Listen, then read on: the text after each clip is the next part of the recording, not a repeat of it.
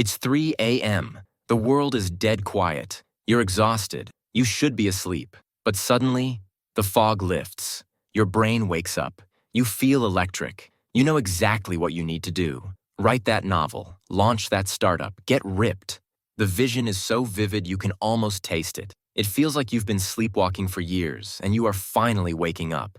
This isn't just motivation. It's a revelation. But you know exactly what happens next. The sun rises, the alarm screams, you hit snooze, and that electric certainty? Gone. Evaporated like it was never there. So, is your 3 a.m. self the real you trying to break free? Or is your brain playing a cruel trick? The answer is both, and it's a lot darker than you think. Right now, there is a civil war inside your skull. Meet your prefrontal cortex. Think of it as the CEO of your brain. It handles logic, risk assessment, and paying the bills. It's the voice that says, "That's unrealistic," or "You're too tired." It keeps you safe, but it keeps you boring. Then, there's the limbic system. This is your inner child. It wants excitement, it wants pleasure, and it wants it now. During the day, the CEO wins. It has to.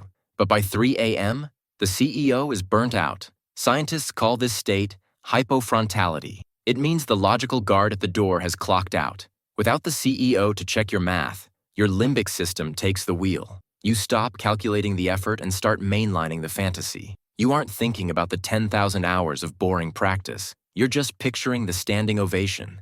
At 3 a.m., you are playing a video game on God mode. No consequences, no friction, just pure possibility. But there is a psychological layer here too.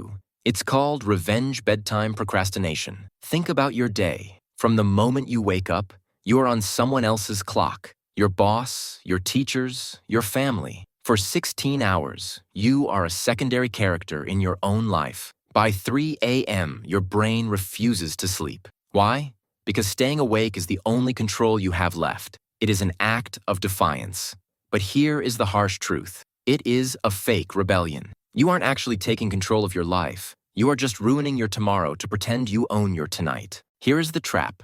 Your brain releases dopamine, the pleasure chemical, not just when you achieve a goal, but when you anticipate it. At 3 a.m., simply planning your new life floods your system with the same chemical high as actually living it. You are getting high on your own potential. It is a deal with a neurological loan shark. You are borrowing tomorrow's happiness to feel good tonight. But like any loan, the bill comes due. When you wake up groggy and hollow, it's because you spent all your dopamine in a dream. So do we ignore the voice? No. The voice is right. You are capable of more. But your 3 a.m. self is a visionary, and visionaries don't build empires. Workers do. Here is how you bridge the gap. The frictionless capture. Don't start working. Just capture the spark. Keep a notebook by your bed. Write it down specifically. Not start a business, but research LLCs for 20 minutes. I know. Writing it down feels small. It feels insulting to the magnitude of the dream. But you have to drag the idea out of the fantasy realm and trap it in the physical world. The wasteland rule. This is the most important part. Schedule that first step for 2 p.m. the next day, the middle of the afternoon, the wasteland of the day when you are tired, bored, and uninspired. If the idea still excites you in the harsh fluorescent light of 2 p.m., it's a gold mine. If it doesn't, if it feels stupid, then it was just a dopamine hallucination. Let it die. The version of you that exists at 3 a.m. is intoxicating, but they are playing a simulation. The real you is the one who shows up at 2 p.m. on a Tuesday, when it hurts, when it's boring, and when no one is watching. So tonight, dream the dream, take the loan, feel the high. But tomorrow, pay the debt. Your 3 a.m. self can see the future, but only your 2 p.m. self can build it.